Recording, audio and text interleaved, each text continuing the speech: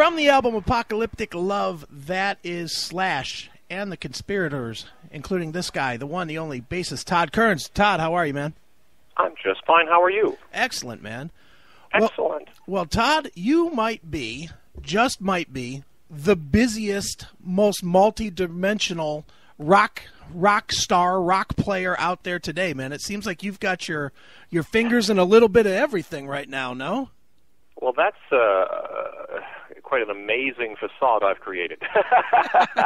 I like to keep myself busy, but I it's just one of those things where people say, I always talk about it in my blogs, and I've talked about it before, how people always say, why don't you take a vacation? Why don't you go do this and that? I'm kind of like, well, I don't. My life is a vacation compared to, and I never take that lightly. I realize that for the regular, like for everyday normal regular life, mm-hmm. that my life is what we want to do for fun. So to me, it's kind of like making music and playing music and recording music and all that sort of stuff is such a joy and a pleasure and such a reward unto itself, so that whenever I have a moment to not be doing whatever I'm doing, I do something else kind of like that. So it sort of creates the illusion that I'm constantly doing something, but which I suppose that I am, but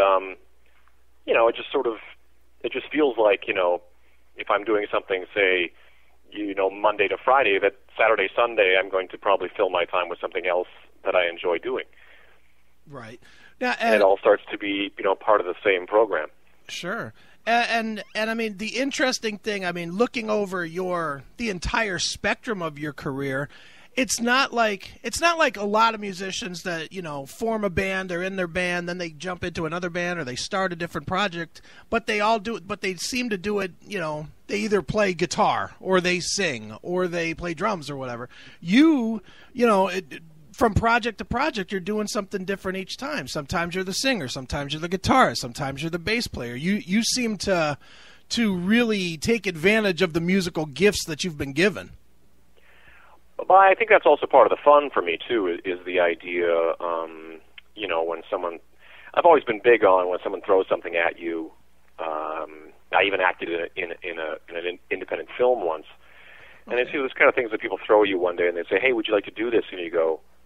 Often your immediate reaction is like, that's way out of my comfort zone, or it's a little weird to me, but that kind of thing has always been sort of like the things that I'm tempted to say yes to, because I think that if I was just sort of like a guitar player singer guy, which I suppose I sort of, at the core of it, I would probably consider myself a singer, guitar player, songwriter kind of guy. But I would have probably missed out on a gazillion opportunities had I just sort of like, this is what I am and this is what I do. And I really do enjoy playing other instruments anyway. So when the things come up, I'm always kind of like always happy to use that part of my brain. A lot of times when I would make my own demos and recording and whatnot, I would play a lot of the instruments within that recording. So to me it was just kind of it was always that constant challenge, and I think that that's sort of it just kind of keeps your brain kind of constantly sort of being stretched and your abilities being sort of like as if they were muscles being worked. So it keeps me fresh and keeps me alert. Cool.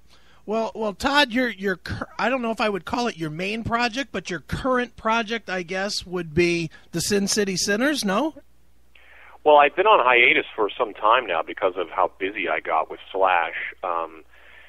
Sinners have been around, let's see, I think it's 5 years now, or is it 6 years? It's really kind of become a blur, honestly. But we formed it back in '06, technically, I think '07 we call it, but I believe it was the end of '06 where we sort of first started kind of doing a show. It was probably called something like Sin City All-Stars or something like that. And I just sort of, the joke to me was always there was a lot of Sin City this and a Sin City that in Vegas that I thought was, to me, the funniest thing was calling it the Sin City Sinners. Sure. And then that just sort of stuck, and we just played a Tuesday night at a punk rock bar, and started bringing friends out. Everybody from every band you can imagine, and almost every player you can imagine has been through been on stage with the Sinners. And then when the Slash gig came up, I was doing both, wearing both hats for a long time, as much as I possibly could. And then in the beginning of 2013, I really had to take a break from it, because the Slash camp, you know, when I originally joined Slash, it was sort of like, I wasn't sure if it was going to be like, you know, it wasn't really proposed to me as sort of like, this is a thing and it's going to exist 3-4 years from now. It was sort of put to me as like, look, we got some TV shows we're doing. Jay Leno was coming up, and Ferguson, and George Lopez had a TV show at the time. And, you know, so at the time it was like a lot of Los Angeles, you know, we're going to hit a lot of these shows and we're going to do a quick bunch of dates. And, you know, so it sort of ballooned from there. The reaction to the record became good. The reaction to the band was so good that it just started to kind of it was like a perpetual motion machine that just wouldn't stop, you know. And I think that it was a good problem to have. You know, it became so successful that it just kept rolling. And then we, of course, rolled right into Apocalyptic Love, and then rolled right back out on the road. So the last 3.5, almost 4 years, well, I guess 3.5 years have been a blur, like a flat-out blur, you know. And this is the first month, August of this, you know, just this past month was the first month I had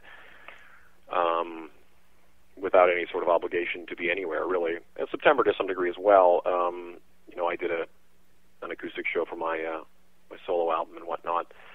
But largely it's just been kind of like, it's been a non-stop machine, you know, from Slash, and then I come back to Vegas and slide right back into the Sinners, and then slide right back into Slash. So it wasn't until 2013 where I just kind of like hit a wall of like complete exhaustion. But I mean, and you know, what, like, speaking of before when I was talking about like, you know, taking a vacation and all that sort of talk, was, you know, I'm getting off the road with Slash. What's the first thing I want to do? Well, I want to keep playing. That's just who I am. I'm a musician. I want to play music. So to slide right back into playing with the Sinners was just sort of you know, it wasn't even really a thought. It was just kind of like, of course, I just go play. And like, you know, anybody, I think your mortality really sort of presents itself, you know, the flat out, just sort of like, you know, being a human being and going, oh, damn, you know.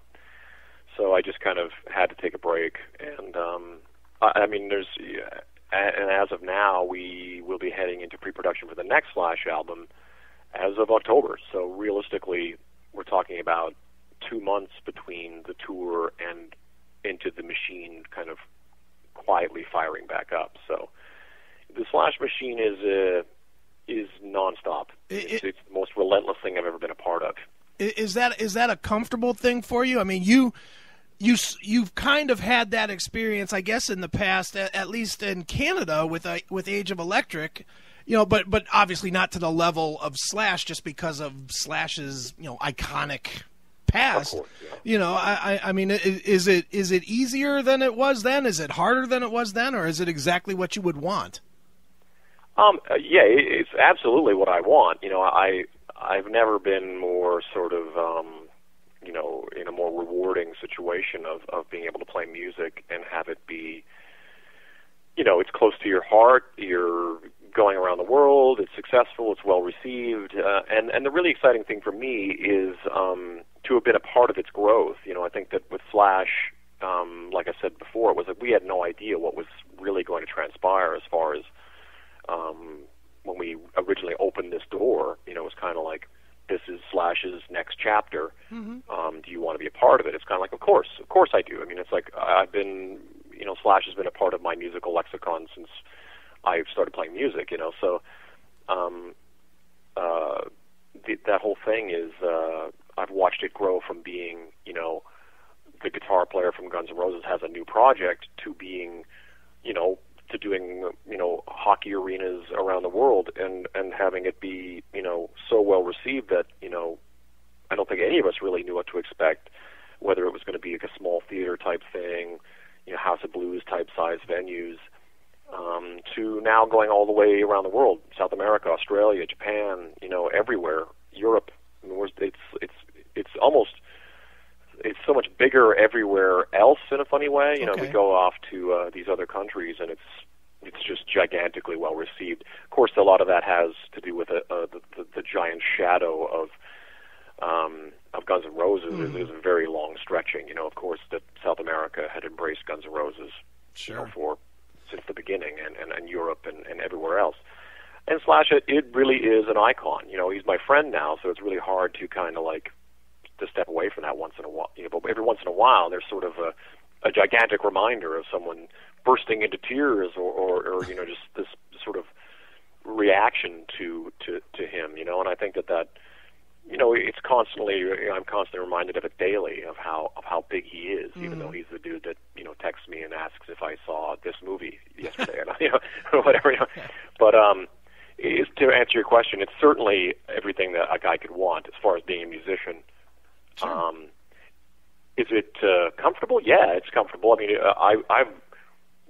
I've played every terrible punk rock bar on the planet, you know, with awful, you know, sound systems where you can't hear yourself and all points in between. But I'm glad I cut my teeth doing that, because, you know, suddenly you find yourself in a functioning tour bus as opposed to a crappy van that may or may not make it to the next gig.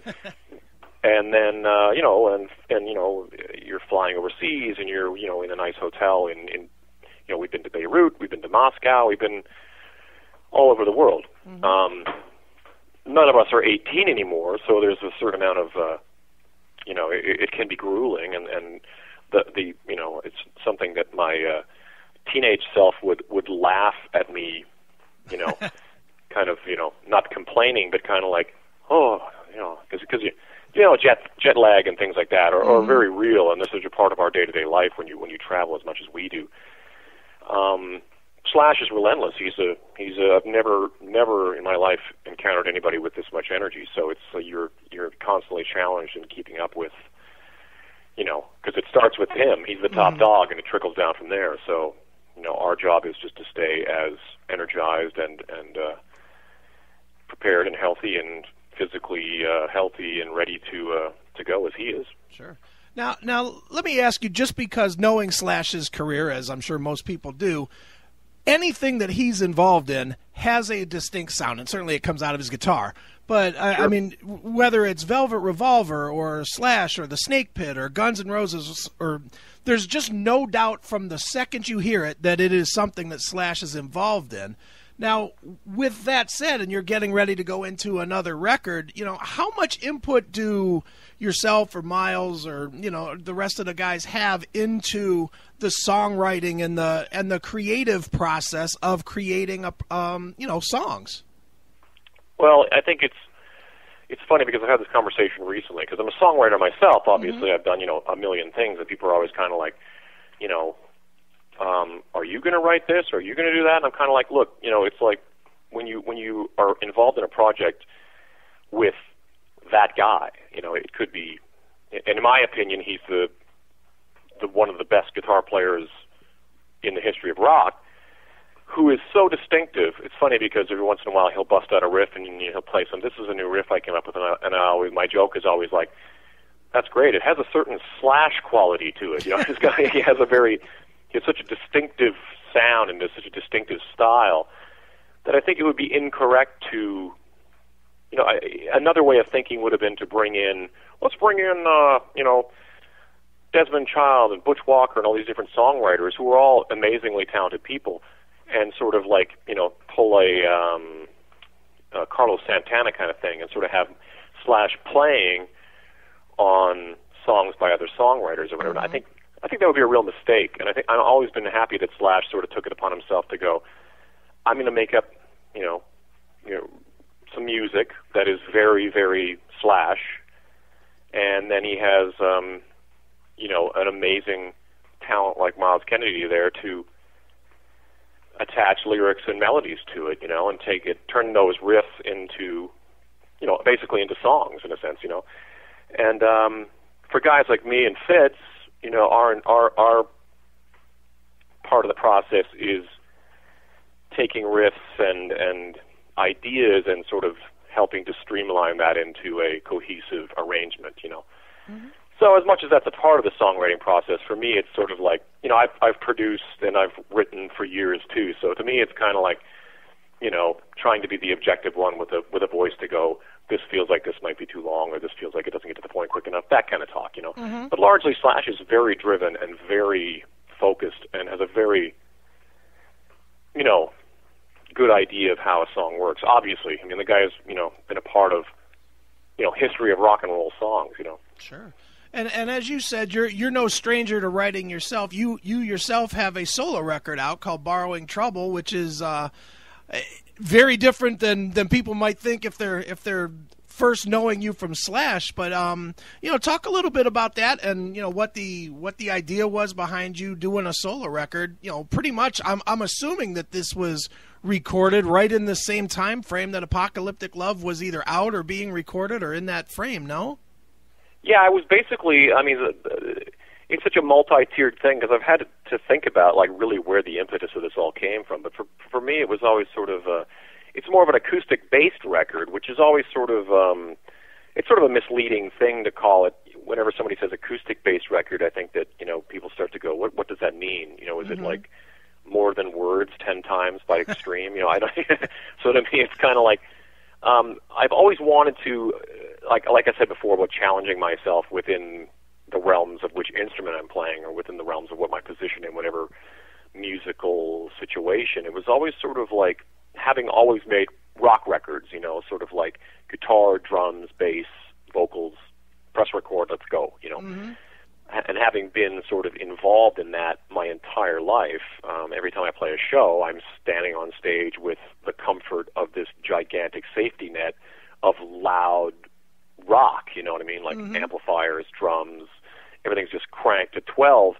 And then the challenge was put upon me several years ago to get up and play, hey, we're going to do an acoustic show to raise some money for a fallen friend. And I'm like, hell yeah, I'll be there, and as I'm sort of driving to a gig with nothing but an acoustic guitar, I'm thinking to myself, geez, I've never done this before, to stand in front of people, play music. It's basically the same as pulling your pants down in front of a room and just sort of asking everybody what they think, what do you think of this?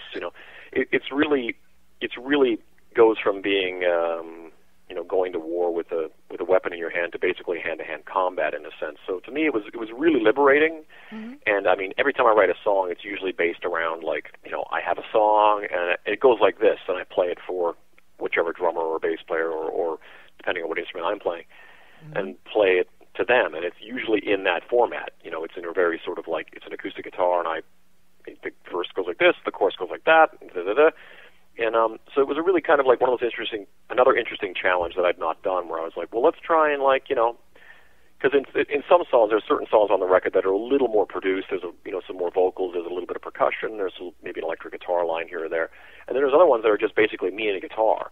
Which is really what those Johnny Cash records, what always really turned me on the American recordings that he did, was it was just basically, John with a guitar and a microphone, and it was like, it almost feels like when you're listening to it with your earbuds in that he's sitting right there beside you, and there's nothing really between you and him except for a microphone and some earbuds, you know what I mean?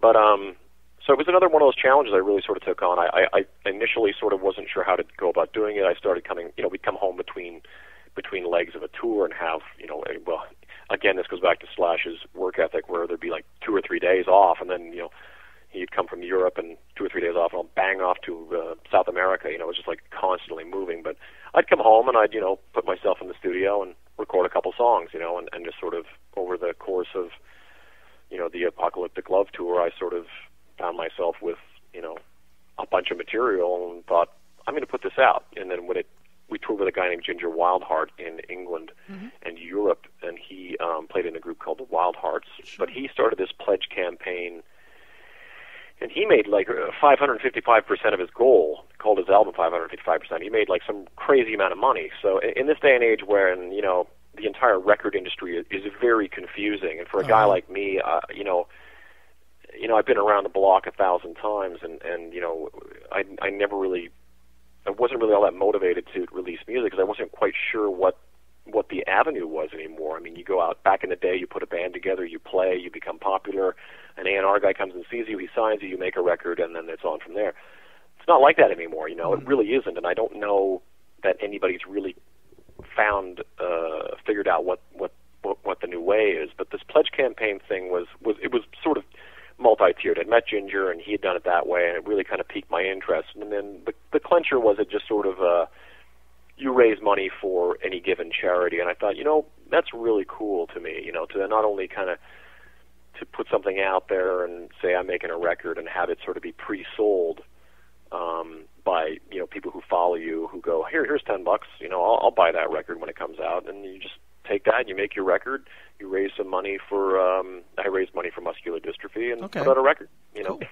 Cool. It's basically like my record company is now a bunch of people who listen to my music, and whose opinion do I want more than theirs? Really, I mean, it's if they next time I do this, if I choose to do so, I would like them even more involved. This was just sort of like almost an introductory thing to getting back to making music. Next time, I'll definitely make a loud rock and roll record. well, let me ask you this, Todd, and this is as a person that is a big fan of, I'll call it singer-songwriter type stuff, because it doesn't necessarily have to be rock necessarily. It could be like Edwin McCain or Springsteen or whoever, but similar music to this. For a guy like yourself that has played in a lot of louder, rock bands, is there a pressure or any kind of an intimidation to write and perform music like this where the lyrics become the lead? Because, I mean, as well as I do, especially, with the 80s stuff especially, you could hide the lyrics and it didn't matter, and with this kind of stuff, you listen to The Devil in Me as an example. If the lyrics are stupid or just sing-song or whatever, people are going to be like, ugh, where... I absolutely... Go ahead. No, I totally understand, because I'm kind of like that. I'm really, I wouldn't call it anal, but I'm very particular about things even when it is in a loud rock and roll scenario. To me, it's like, it's such a giant focus. Realistically, I think when people listen to music, I'm talking about the average person who isn't sort of invested in an instrument per se. Certainly, I think that a lot of times the rhythm of a song or sometimes a cool guitar riff sticks out, but most of us sing along with the lyrics, and if the lyric is kind of goofy, we kind of go, huh, But you're right. As soon as you start stripping away all those other elements, it's really about the voice and it's really about the lyrics, and that's. Yeah, you're right. It's like one of those things you don't think about until you start. Because some of these songs, to be honest, like, say, The Devil in Me or This Changes Everything or Nothing Personal, were originally written with the intention of, like, and then the drums will come in here and then the guitars will be loud there, and, and you're kind of like, because it's just the way like most musicians I know, we always have like you have a sort of a grand plan in mind. And then, as I sort of played these songs to myself and thought, I think that this could really work. Then, of course, you got to kind of really fine-tooth comb it. So, like, The Devil in Me is a pretty good example of, like, I really had to kind of, but I think that's true of almost anything. You really have to kind of, you have to be invested in it, and you have to kind of be able to say to yourself, I'm going to get up in front of people and play this, or I'm going to release this song in whichever format, and some people are going to hear it, and of course your fear is that someone's going to go, this is the stupidest thing I've ever heard, but you can always talk yourself out of doing things, and I think that that's one of the giant motivators for this thing too. Well, one of the giant motivators was a friend of mine passed away last year, and that's sort of like, one of the last things he said to me was, when I was sort of mumbling about, well, I'm thinking about doing this thing, I've always wanted to do an acoustic record, and right. I'm talking to Ginger about this thing, and he's like, dude, just do it. He's kind of like, life is it's so fragile and yet so resilient. You know what I mean? Like, you have no idea how long you're going to be around. So the way I looked at it was like, it's better to do than to think, sometimes, I mean, within reason. It doesn't mean I should, I want, to start stealing things because I want them. I mean, but it's more like, if you've got some, I've been trying to, like, put this across to anybody who pays attention to what I do, if it's like, if you want to play music or you want to be an actor or you want to do any of these things, then you kind of have to go and do them, you know what I mean? And I think that doesn't mean that you need to walk away from your family and your children and go, I'm going to be an actor now, but I think that it's just a weird thing, because I've lived on the fringes of reality for so long, what I want to call reality, I guess what I would call normal life, that I've lived outside of what, I've been lucky enough to live on the outside of the trappings of what normal life would be, that I kind of, I've been around people who, in their last days, it's you never regret not buying that second home, and you never regret, not getting that, that Tahoe with the hybrid, whatever it is. It's the things that people regret are the things that they should have done, and that book that they always had that they wanted to write, and all that kind of stuff. And to me, it's like when my friend Greg passed away, when he said that, it was sort of like the final, you know what, that's it, I'm going to do this, because there was a person at the end of his life saying, man, you got to just do this. You can't, like, because you'll sit and talk about it, and you'll talk yourself out of it so easily, because there's always, so maybe people don't like it, maybe this is a stupid thing, maybe it's gonna, no one's gonna hear it, and you kind of think, you know what, even when I was on a record label, and had every sort of, like, everything going my way, things still could go sideways, you could still have it be like, you signed a great record deal, and everything's happening, the president of the company got let go, now you're not a priority. There's all these things that go on within the world of when everything seems like it should be perfect. So this is one of those times where it just kind of felt like, you're really putting yourself out there, and it really gets naked in an acoustic record. It's sort of like, it's about the message of a song you're saying, but I was also trying to be, like, not too precious with that too.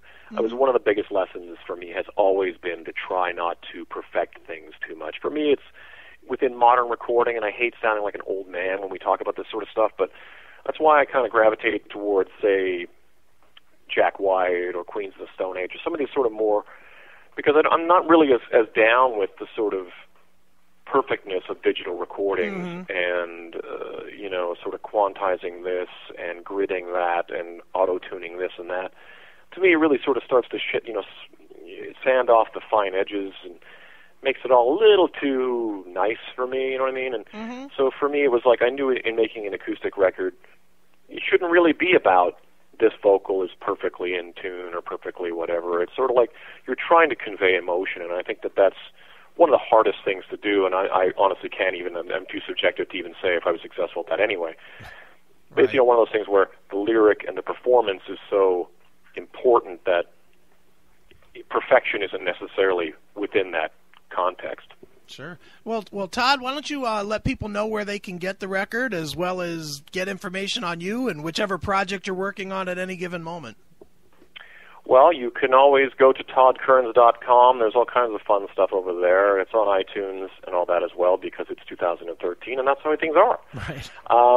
But I'm Todd Dammit Kerns on Twitter, and then there's a Facebook page, Todd Kerns, and all these things. I'm actually one of the most easily reached guys out there in a lot of ways, and I have an amazing team of people that help me to be really plugged in. I've been very fortunate. We were just starting to count up all the pages as I've traveled around the world 1,000 times. There have been sort of fan pages that pop up, and we have a very sort of unified team of these pages all over the world that all share information and sort of have been a giant part of this pledge thing and everything as well. So I don't even know how many pages there is, 20, I don't know, but it's like multiple different countries that have some form of Todd Kerns affiliation. Okay. And they're all kind of official in their own way. That's cool, man. Well, Todd, the new solo record is called Borrowing Trouble. The now old Slash record is called Apocalyptic Love. Sin City Sinners is always seemingly available. Always in Vegas. Always playing. I guess before I let you go, I need to ask you what is known as the traditional classic metal show question. We ask this to everybody. As a bass player and as a rock guy, I'm going to assume you're going to have an answer. Maybe not. But how has Lemmy from Motorhead influenced your career? Wow. Lemmy is, well, those can only be summed up in 3 words, and that is Lemmy is God. Right. I have been lucky enough to play on stage with that man countless times with Slash, and it's the weirdest thing because we all know about Lemmy's level of partaking in the good times, you know what I mean? Yep. But I have stood there with him, backstage or wherever, watching, people just falling down drunk and slobbering, and seeing Lemmy as this pillar of, just cool, man, like the coolest of the cool, standing there, knowing that there's probably 10 times more stuff running through his system as we speak than anybody else in this entire room. And he's just fucking rock solid. Nice. And he's a rock solid human, too. I mean, like, one of the, the first times we ever jammed with him was within the first week of playing with Slash. It was like, we're going to play the Leno show, and we're going to do this and that, and then we're going to do the Golden Gods Awards that Revolver puts on every year, and Lemmy's going to get up and play, and Lemmy and Dave Grohl was going to get up and play Okay. Ace of Spades. I'm like, what? Like, that was just such a trip for me. And I sing Dr. Alibi from Slash's solo album every night with the band, you know, and that's the Lemmy song. So right there at rehearsal, I had him sign my bass. And then every time after that, I'd see him and I go, "Hey, Lemmy, it's me, Todd. I play inside." And he's always like, "Yeah, I know." He's kind of very sort of like, you know, he remembers who you are. He's like, "Yeah, I know who you are." So he's a really cool guy. He's one of those guys that's like, you know, he always tells you, you know, which book you should. There's a great book out right now you should read. And he's a really amazing dude. Like, last time I saw him was at Slash's house, and it was really surreal because we were having dinner, and it was Slash, Lemmy, and Ronnie Wood from the Stones. So it was like really like, what? I mean, like, this guy, my 15-year-old self is always inside me looking out going like, what the fuck is going on here, dude? It's awesome. But, no, Lemmy is an amazing dude. And, again, I mean, like, even musically, I mean, forget about it. It's like, he's, they always say, within that movie, they you know, Grohl said it perfectly, that he is the quintessential rock star, because it's not really about limos and supermodels. Mm-hmm. He is Lemmy, you know what I mean? Whether, you know, and I don't think he'd be any different if he was making, you know, if Motorhead had never really taken off. I think he'd be exactly the same guy, you know what I mean? Yep. I think if Motorhead had gone on to be like Rolling Stones huge, I think he'd be the same guy, you know what I mean? I think is he who he is, and in a lot of ways I kind of look at that as a giant role model as far as rock and roll goes. Like, that is, if aliens land from outer space tomorrow and they ask me what rock and roll is, I would just point to a picture of Lemmy and say, that's rock and roll. Yeah, go find that guy. Yeah. Nice. Well, Todd, as a tradition on the show, we always let the artist pick a closing track. It could be anything that you've played on. It could be anything that you haven't played on. You know, what would you like us to end with, and maybe tell us a quick story about it? Well, I'd like to hear Ramones by Motorhead now. Well, easy enough. Ramones by Motorhead is one of those perfect examples of, like, well, it's about the Ramones, so that's an amazing thing, and it's sung by Lemmy and it's played by Motorhead. To me, that just, like, it's like this perfect world of, like, of rock. I mean, I suppose I probably should be promoting one of my own songs, but you just kind of put me in a Lemmy mood. Well, how about if we play one behind it? How's that? That sounds great. Thank you. Right, it's a compromise of compromise. Perfect. But for now, we'll do some Ramones. It is Motorhead right here on your Classic Metal Show.